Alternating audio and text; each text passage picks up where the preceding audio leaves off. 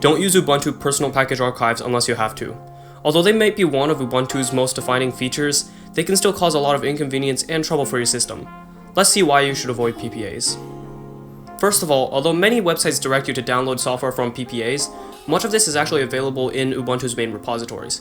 You can check if this software is in the main repository by using apt search or using Ubuntu's package website at packages.ubuntu.com. PPAs can also slow down system updates. Every time that you run apt update, your computer actually downloads repository information from every repository that's activated. So the more repositories that you have, the longer it takes for that apt update to run. Combine that with the fact that Ubuntu's PPA servers aren't actually mirrored everywhere, so they're not the fastest, and you're going to see that your updates are going to take a lot longer. Some software in PPAs can also break your system. Because PPA software isn't screened by the Ubuntu developers at Canonical, some of it can have serious bugs. This software can introduce security holes in your system or interfere with other programs. Malware is also a serious issue. If the maintainer of your PPA is a malicious actor, they could theoretically push a package to your computer that contains a malicious payload. Another potential issue with PPAs is outdated software. If the maintainer of a PPA is not committed to long-term support, you might find yourself with software that breaks after an update. Even if you manage to install an older version, you might end up with some broken dependencies that will ruin your system anyway. So just don't do it.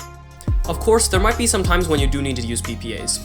For example, a package might not be in Ubuntu's repositories, or you might need a newer version of a software because Ubuntu's software isn't actually updated that regularly and it might get stale after a while, especially for new LTS users.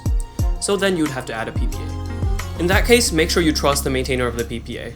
Usually, sticking with a project's official PPA will be just fine. Also, make sure that your PPA is actually compatible with your Ubuntu version. If you don't need a PPA, you can remove it by using PPA purge. To install it, just run apt install PPA purge with sudo privileges. To run it, you can use PPA purge and then your PPA's name with sudo privileges. Your packages will be reverted to the versions in the official repositories, and the PPA source will be disabled.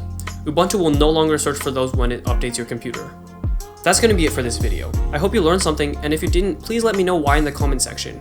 As always, thank you for watching, and I'll see you in the next episode of Tiger Steve Tech.